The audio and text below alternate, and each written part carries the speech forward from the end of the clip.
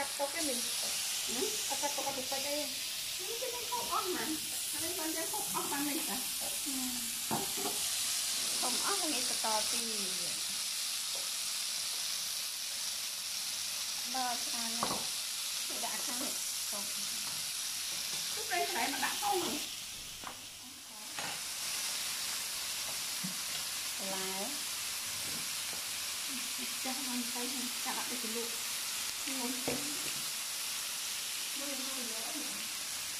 rồi cái nó khăn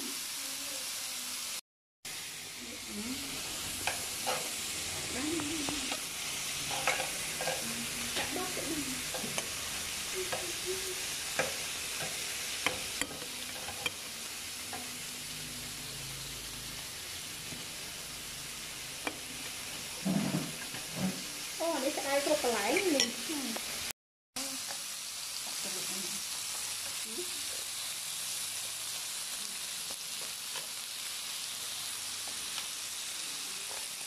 buffet at home con sẽ ăn hoa chuột con sẽ ăn hoa cái lụa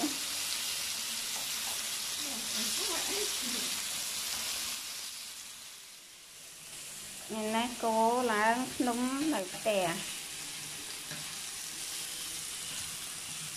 cô lá nấm mình lấy lại tóc ngày nay happy birthday nè happy birthday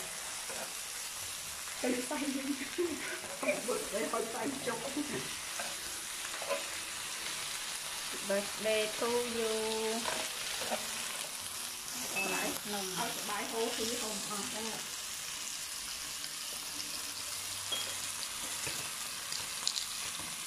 một ngọn kia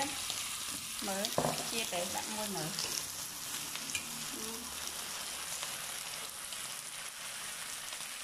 ngon đây là có tuần anh ngâm tuần này nhưng mà đâu lại nha cái này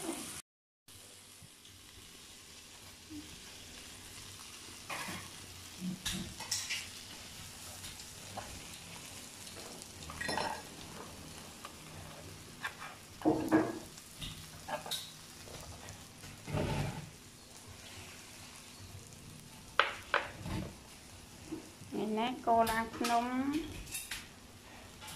làm Phnom chụp liên happy birthday thu mập happy birthday thu mập ông hoạt ạ trăng sọ cả lầu ngay năng bạch sọ không tay rồi đầy mà ngồi không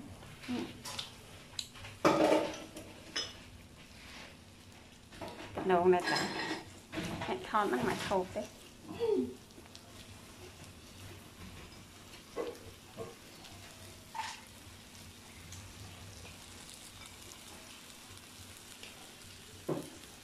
chẳng là ít đậm ta tiền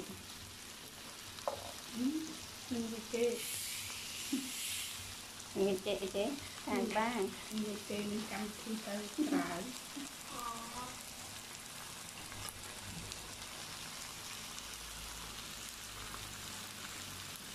bắt tóc người ta bỏ thêm này